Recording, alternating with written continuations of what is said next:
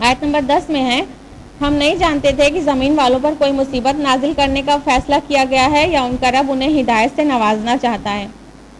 اس کا مطلب یہ ہے کہ جب یہ دو صورتحال آتی ہے، یعنی کسی قوم پر عذاب آنے کا کوئی ڈسکشن آسمان پہ چل رہا ہوتا ہے، یا تو پھر کوئی نبی مبعوث ہونے والا ہوتا، وحی نازل ہونے والی ہوتی ہے، تو ان دونوں حالات میں آسمان میں پہرے داری فرشتوں کی بڑھا دی جاتی ہے۔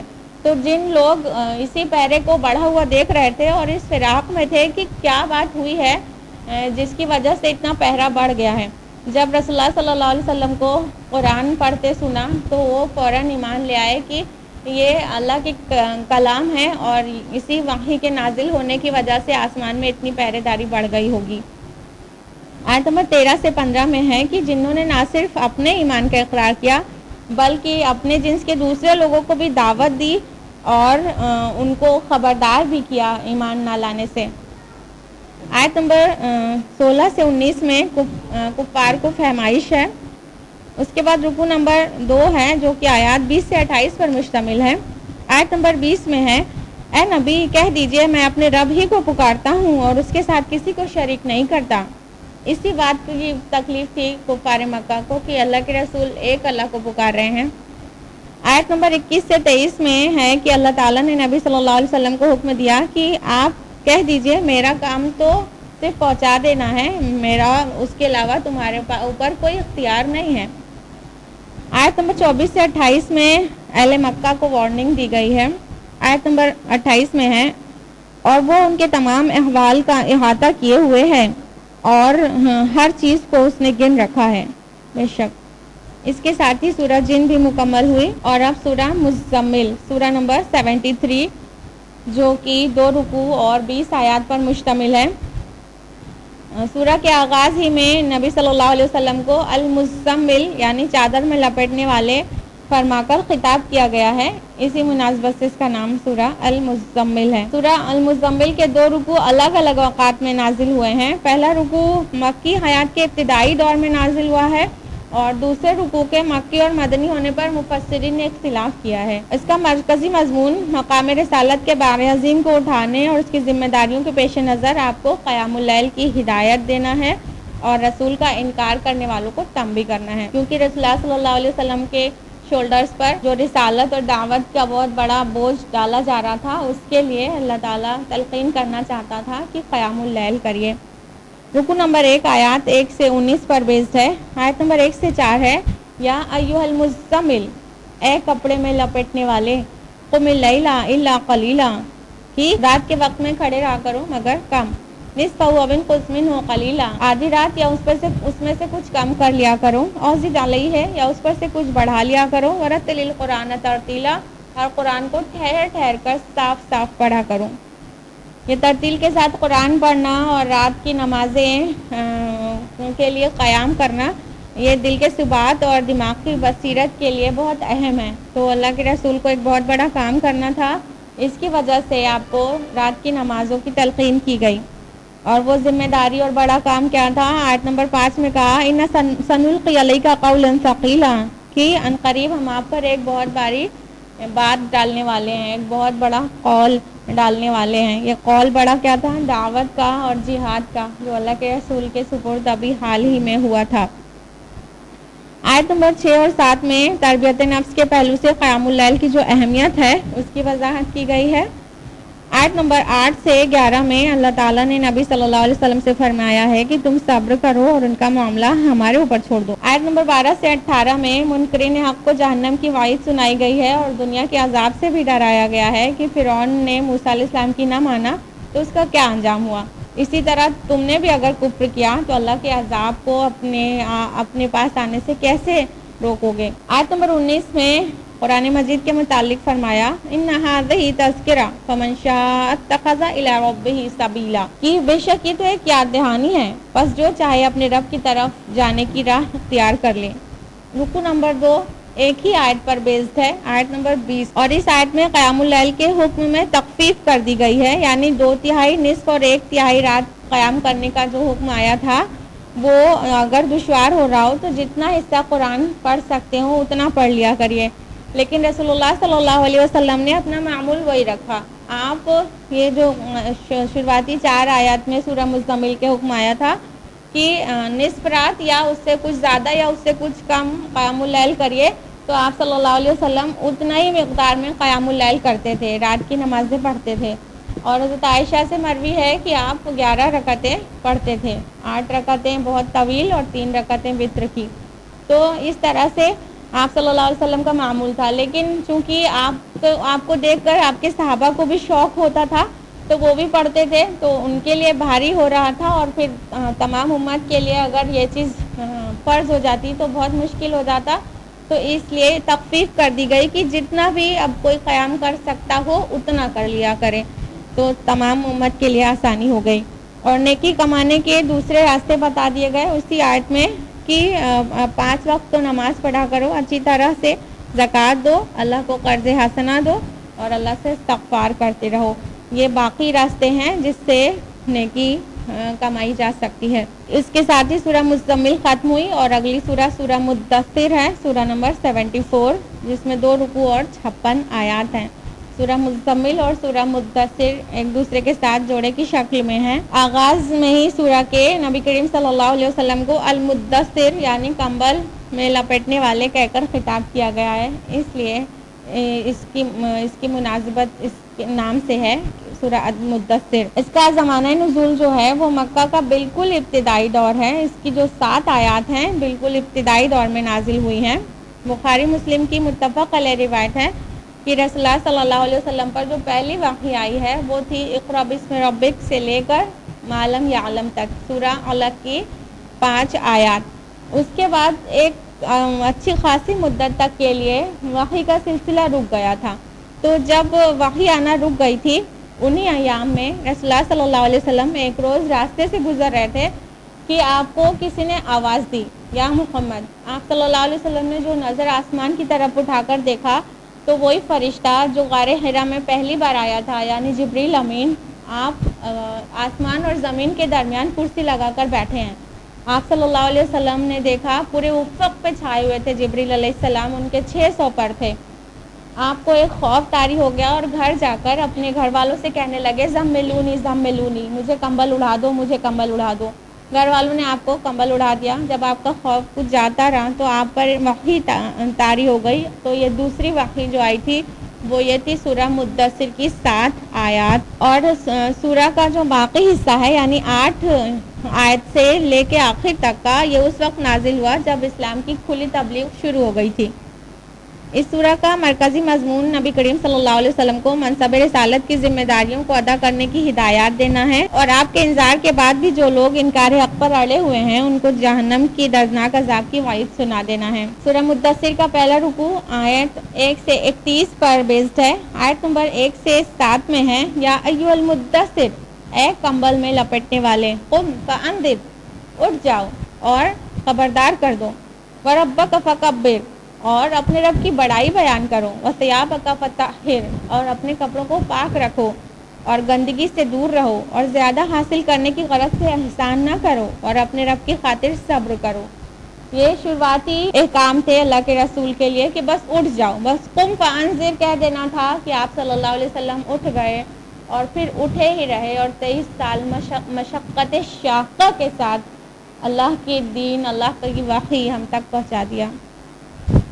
آیت نمبر 11 سے 17 میں اللہ تعالیٰ نے نبی کریم صلی اللہ علیہ وسلم کو حکم دیا کہ لوگوں کو قیامت کی ہول سے آگاہ کر دیں کہ وہ دن کافروں پر بڑا سخت ہوگا، اور جو اپنے مال اور اولاد کے گھمنڈ میں مبتلا ہیں اور سمجھتے ہیں کہ آخرت میں ان کو اس سے بہتر ملے گا، تو ان کو کچھ نہیں ملے گا، جہنم کا عذاب ملے گا.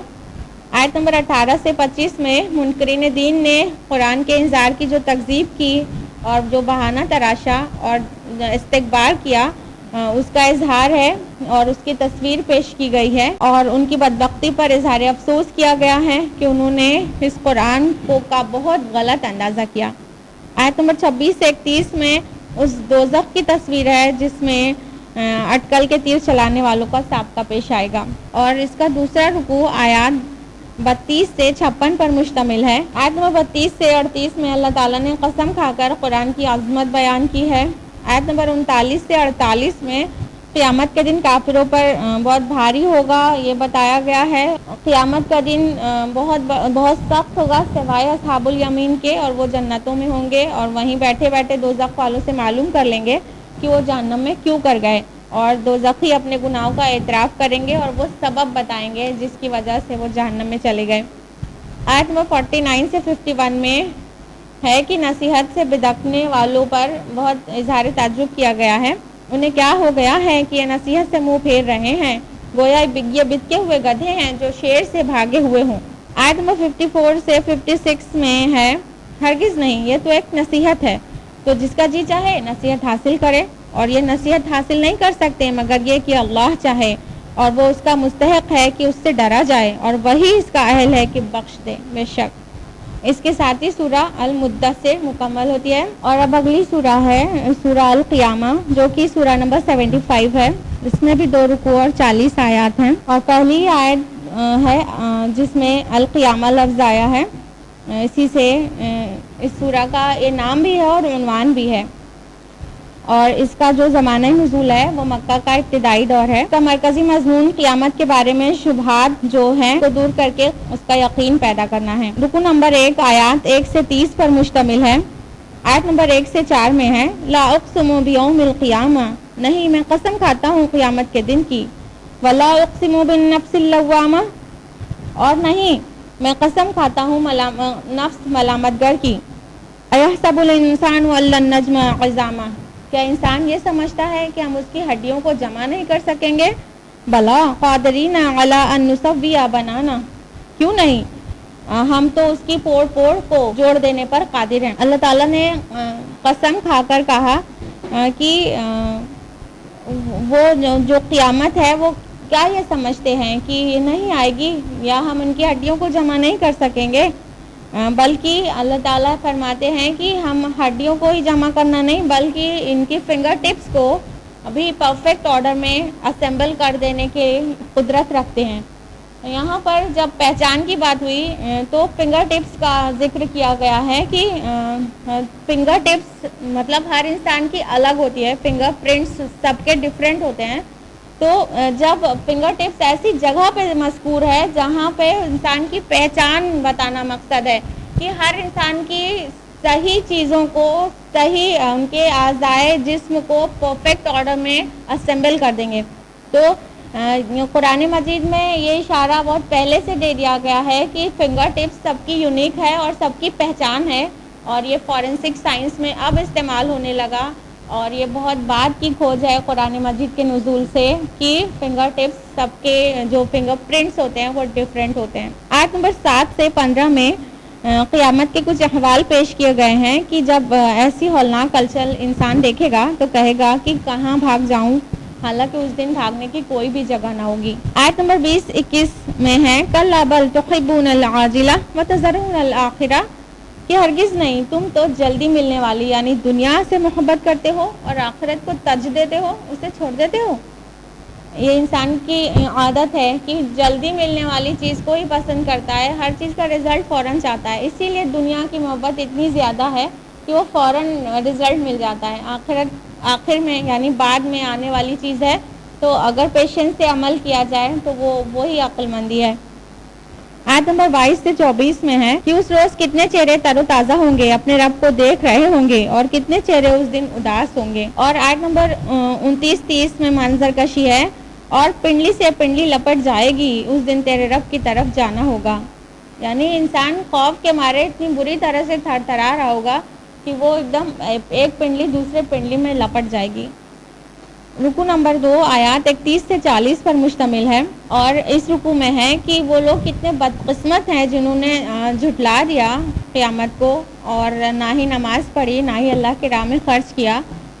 اور قیامت کی دلیل کے طور پر اللہ تعالیٰ نے انسان کی پیدائش کو پیش کیا ہے کہ انسان کی حقیقت کیا ہے. اللہ تعالیٰ نے اسے ایک نطفے سے ہی تو، ایک بوند سے، ایک ڈراپ آف اسپرم سے ہی تو پیدا کیا تھا. کیا وہ اس بات پر قادر نہیں کہ وہ اسے دوبارہ زندہ کر دے؟ بے شک قادر ہے. اس کے ساتھ ہی سورہ قیامہ مکمل ہوتی ہے. اور اگلی سورہ سورہ الدہر ہے.